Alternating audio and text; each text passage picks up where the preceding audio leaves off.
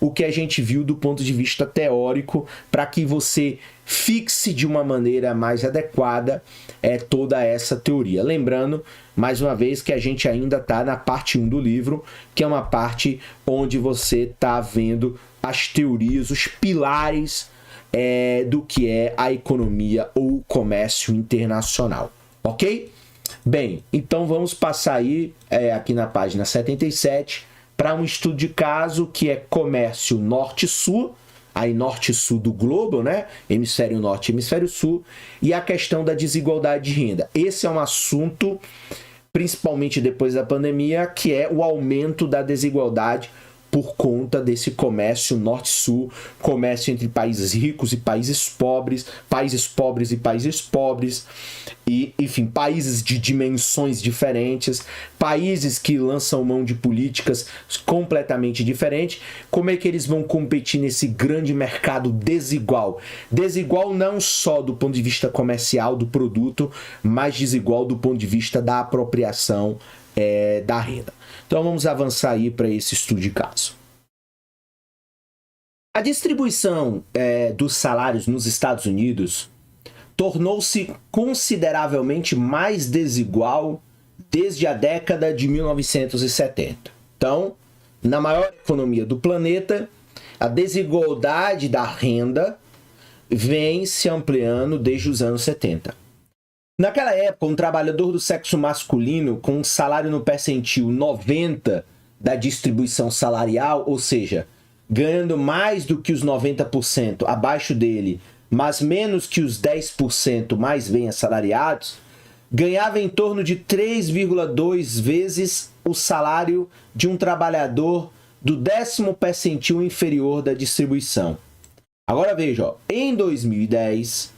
aquele trabalhador no percentil 90 ganhava mais de 5,2 vezes o salário do trabalhador do 10º percentil inferior. A desigualdade salarial para trabalhadores do sexo feminino tem aumentado a um ritmo semelhante sobre esse mesmo período de tempo.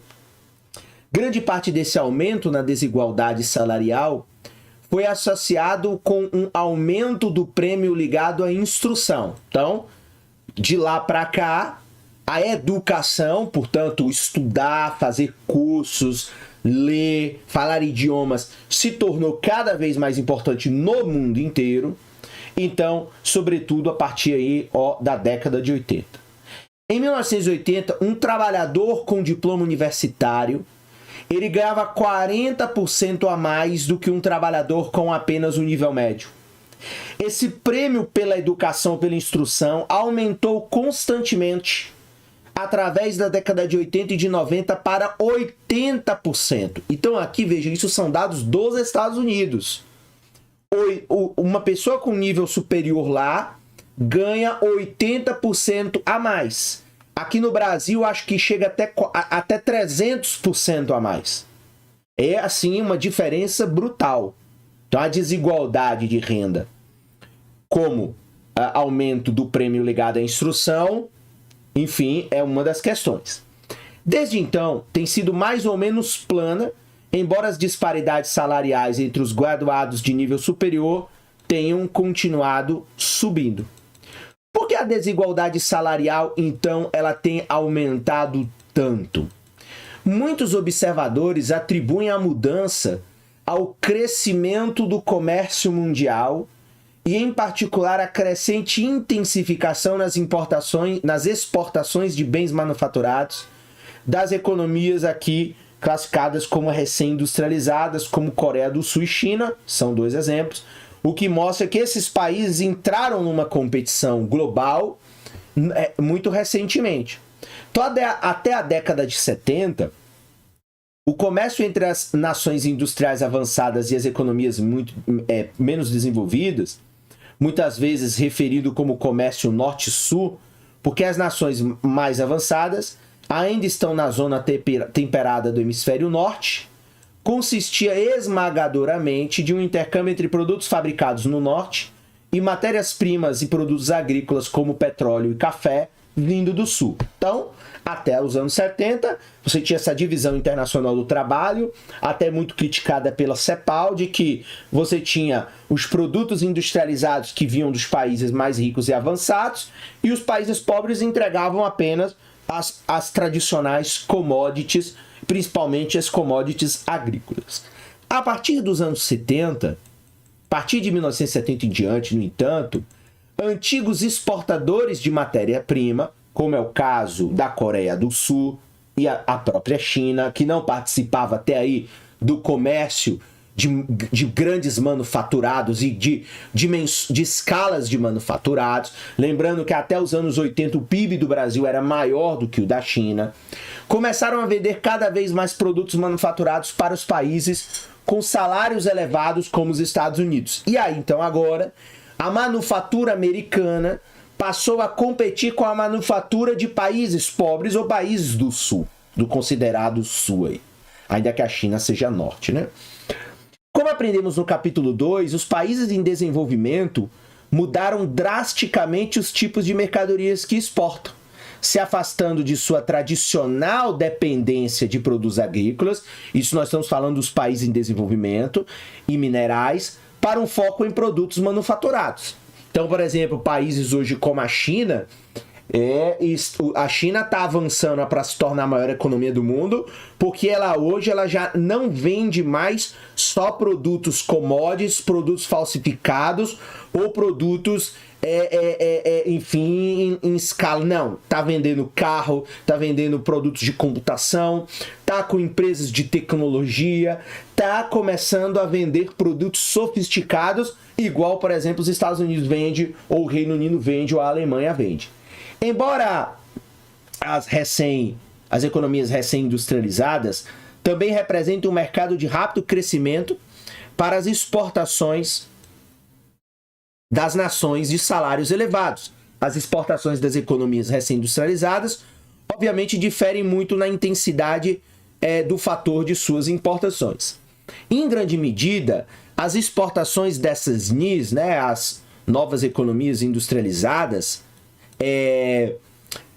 as exportações delas para as nações avançadas consistem em roupas, sapatos e outros produtos relativamente simples, mercadorias de baixa tecnologia. No caso da China, não. A China já está exportando produtos de alta tecnologia. A Coreia do Sul, que nos anos 70 era um país pobre, rural, exporta tecnologia de ponta, mercadorias de alta intensidade tecnológica, cuja produtividade é intensiva em mão de obra pouco qualificada, enquanto as exportações dos países avançados para essas novas economias industrializadas consistiam em bens capital intensivo ou qualificação intensivo, como produtos químicos, aeronaves, etc., ou seja, mostrando as mercadorias de alta tecnologia. Então, por exemplo, o Brasil, 70% das exportações brasileiras estão focadas em commodities. E o pouquinho que a gente exporta, talvez um pouquinho de mercadorias de baixa tecnologia. O que seria por essa classificação? Então, veja, você tem as commodities, que hoje o Brasil, a América Latina, continua fazendo, e a África também, minério, produtos agrícolas, né, proteína animal, madeira e por aí vai. E os países desenvolvidos estão com as mercadorias de alta tecnologia, e a China está fazendo de tudo um pouco. De tudo um pouco, o que mostra o poder que a China tem no desenvolvimento da economia. Para muitos observadores, a conclusão parecia simples. O que estava acontecendo era um movimento em direção à igualdade fator preço. O comércio entre os países avançados, que são abundantes em capital e, portanto, qualificação, e as novas economias industriais com sua abundante oferta de mão de obra não qualificada. Então, veja, a questão de que um tem vantagens, um tem mais mão de obra em termos relativos do que o outro. Então, os países avançados têm mais capital e mais trabalhadores qualificados, enquanto as economias recém-industrializadas têm muita mão de obra não qualificada, pouca mão de obra qualificada e pouco capital em termos relativos, como a gente aprendeu nos parágrafos anteriores. Estava aumentando os salários dos trabalhadores altamente qualificados e reduzindo os salários dos trabalhadores menos qualificados nos países abundantes em qualificação e capital, tal como prever um modelo de fatores proporções. Então este é um argumento com um significado muito mais do que puramente acadêmico. Então veja, tudo isso que a gente está vendo na parte 1 desse livro, ainda que você possa ter uma primeira sensação de que se trata de um conteúdo excessivamente teórico, mas veja, os argumentos, eles não são puramente acadêmicos, eles encontram amparo na realidade que a gente tem hoje do comércio internacional. Então veja, se entendermos a crescente desigualdade de renda em nações avançadas como um problema grave, como muitas pessoas consideram, e se também acreditamos que o crescimento do comércio mundial é a principal causa desse problema, então veja, torna-se difícil manter o tradicional apoio dos economistas ao livre comércio. E aqui está já um grande ponto de discussão na economia contemporânea. A discussão de que o livre comércio não levou efeitos simétricos para todos os países e para todas as regiões do mundo. Muitas regiões empobreceram mais ainda, a distância entre os países ricos está cada vez maior e veja, a imigração é parte da resposta de que isso é de fato uma realidade, porque os movimentos migratórios, principalmente para a Europa e no caso dos Estados Unidos, principalmente do México, da América Central, para os Estados Unidos, é um reflexo de que você tem regiões que circundam as regiões ricas extremamente empobrecidas com essa lógica do livre comércio. Então veja, se entendemos a crescente desigualdade de renda em nações avançadas como um problema grave, portanto, você tem o próprio problema de desigualdade de renda em países ricos, como é o caso dos Estados Unidos ou o caso da Alemanha. E depois você tem o problema de que o comércio mundial criou uma distância, um abismo entre economias mais pobres e economias mais ricas, economias recém-industrializadas e economias historicamente industrializadas, como é o caso da Inglaterra. Então veja como aí você tem um grande espaço de discussão e de vários conflitos, principalmente do ponto de vista da operacionalização de políticas públicas. Como já discutimos anteriormente, em princípio, os impostos e o pagamento do governo podem compensar o efeito no comércio de distribuição de renda, mas alguém pode argumentar que isso é improvável de acontecer na prática. Alguns analistas influentes têm argumentado que as nações avançadas terão de restringir seu comércio com os países de baixos salários se quiserem manter-se basicamente como sociedades de classe média. E aí, assim, claro que essa é uma leitura, o Krugman e esses autores são autores norte-americanos, e claro que eles vão apresentar uma perspectiva sendo um economista nos Estados Unidos.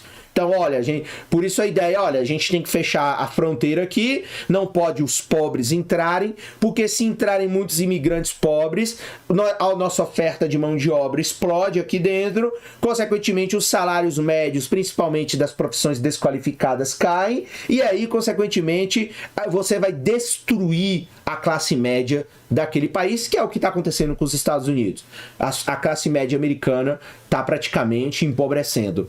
Enquanto alguns economistas acreditam que o crescente comércio com os países de baixos salários tem sido a principal causa da crescente desigualdade de renda nos Estados Unidos, a maioria dos pesquisadores empíricos acredita, no momento da redação desse texto, que o comércio internacional tem sido, no máximo, um fator que contribui para tal crescimento e que as principais causas, aí vejo o contraponto, encontram-se em outro lugar. Então esse ceticismo repousa sobre 3 observações principais. Vamos ver aí quais são essas 3 principais observações. Então, aqui 8, então aqui é uma nota de rodapé para alguns artigos que podem te ajudar caso você deseje avançar nessa questão, que você pode buscar. Então veja, o que a gente está dizendo aqui? Então, um contraponto. Então, você tem até o fechamento desse texto aqui, de que o comércio internacional contribui para a desigualdade, mas as causas estão em outros lugares. Então, o que a gente quer dizer? Então, esse ceticismo repousa em 3 observações. A primeira observação é o seguinte: o modelo das proporções de fator diz que o comércio internacional afeta a distribuição de renda mediante uma mudança dos preços relativos das mercadorias. Então, se o comércio internacional foi a principal força motriz por trás da crescente desigualdade de renda que a gente presencia nos países ricos, pobres e no mundo inteiro, deveria haver uma evidência clara de aumento dos preços dos produtos qualificação intensivos em comparação com os preços dos produtos mão de obra não qualificada intensivos. Estudos de dados relativos aos preços internacionais, no entanto, não conseguiram encontrar uma evidência clara de tal mudança dos preços relativos. Então, o primeiro argumento é que, olha, o comércio internacional não pode ser assim tão culpado, porque os preços relativos, eles não mudaram. Enfim, veja, não conseguiram encontrar uma evidência clara de que ocorreu, de que foi o comércio internacional que produziu uma clara evidência na mudança dos preços relativos. Segundo, o modelo prevê que os fatores preços relativos devem convergir. Então veja, se os salários dos trabalhadores qualificados eles estão subindo e os trabalhadores não qualificados estão caindo no país abundante de qualificação, o inverso devia acontecer no país abundante em mão de obra. Então, isso aí a gente já viu. Estudos de distribuição de renda nos países em desenvolvimento que se abriram ao comércio têm mostrado que, pelo menos em alguns casos, o inverso ele é verdadeiro. No México, em particular, estudos cuidadosos têm mostrado que a transformação do comércio do país na década de 80, quando o México ele abriu-se às importações e tornou-se um grande exportador de produtos e manufaturas, principalmente com aquele acordo comercial lá da América do Norte, foi acompanhado, então veja, por um aumento de salários para trabalhadores qualificados e crescente desigualdade salarial global bastante próximo dos desenvolvimentos nos Estados Unidos. Então veja, você abriu e você cria um fosso, sobretudo por conta da educação. Então o processo de globalização produz esse fosso monumental em que, consequentemente, você tem essa diferença absurda. Então veja, há um aumento de salários para trabalhadores qualificados, mas um aumento da desigualdade dos salários globais. Então, uma pessoa muito qualificada no México começou a ganhar grandes salários em padrão internacional, por exemplo, muito iguais aos Estados Unidos, que é o que acontece no Brasil. Por exemplo, trabalhos muito qualificados, você tem um salário de padrão internacional, em grande parte, e aqueles que não têm ficaram com salários cada vez mais achatados por conta da grande quantidade de mão de obra que, consequentemente, aumenta a oferta e aí, em nível global, você tem esse declínio. E essa é uma discussão que nos Estados Unidos é o que é uma crítica da classe média que está perdendo com a globalização, o fato de que a qualidade de vida desde os anos 80 só tem piorado. Pobreza, desigualdade, as pessoas não conseguem comprar mais um imóvel e por aí vai. Terceiro, embora o comércio entre os países avançados e as novas economias industriais tenham crescido rapidamente, ainda constitui, então veja, embora o comércio entre os países e essas novas economias, a quantidade de transações e a quantidade de bens transacionados tenha aumentado brutalmente nessas últimas décadas, ainda constitui apenas uma pequena porcentagem do total dos gastos das nações avançadas. Como resultado, as estimativas do conteúdo de fator desse comércio, a mão de obra qualificada exportada, consequentemente por países avançados incorporados nas exportações de qualificação intensiva, e a mão de obra não qualificada, consequentemente importada em importações de mão de obra intensiva, são ainda apenas uma pequena fração das ofertas totais de mão de obra qualificada e não qualificada. Percebeu? Então, as estimativas do conteúdo de fator desse comércio entre países em desenvolvimento e países mais avançados é uma pequena fração. Há livros que vão dizer que há uma tríade. O grande comércio entre países continua sendo entre os próprios países ricos. Então, por exemplo, Estados Unidos e Europa têm uma grande participação do comércio global entre eles mesmos. e aquilo que eles transacionam com países onde você tem um predomínio do fator mão de obra não qualificada, a coisa é pequena, a relevância é baixa. Assim como o Brasil tem uma participação do comércio global, mesmo com tantos commodities, mesmo com agro pujante, é uma participação do comércio internacional ridícula, é coisa de menos de 5%. Isso sugere que esses fluxos de comércio não possam ter tido um impacto muito grande na distribuição de renda, e claro, aqui é uma explicação interessante sobre isso. O que então é responsável pelo distanciamento crescente entre trabalhadores qualificados e não qualificados nos Estados Unidos, e que é uma das respostas para explicar por que o Donald Trump ganhou nos Estados Unidos? Porque ele, sobretudo, estava com um discurso que colava com a insatisfação dos trabalhadores não qualificados dos Estados Unidos, sobretudo do meio oeste, do meião dos Estados Unidos. A opinião da maioria é que o vilão não é o comércio, mas sim as novas tecnologias de produção que põem uma grande ênfase na qualificação da mão de obra. Isso aí também é verdade. Ou seja, hoje você, para ser um professor, você tem que conhecer de internet, tem que conhecer das novas tecnologias, tem que saber editar um arquivo em vários programas, você tem que conhecer uma série de ferramentas que um professor há 50 anos atrás só precisava saber escrever e ter um quadro com giz. Hoje não. Veja como hoje até uma profissão que não teve tanta transformação assim precisa de grande transformação. Avalie, por exemplo, hoje você não tem mais um torneiro mecânico na indústria automotiva. Por quê? Porque é robotizada. Você agora precisa de engenheiros mecatrônicos especialistas em robôs e maquinários industriais. Então, as novas tecnologias põem uma grande ênfase na qualificação da mão de obra, como a introdução generalizada de computadores e outras tecnologias avançadas no ambiente de trabalho.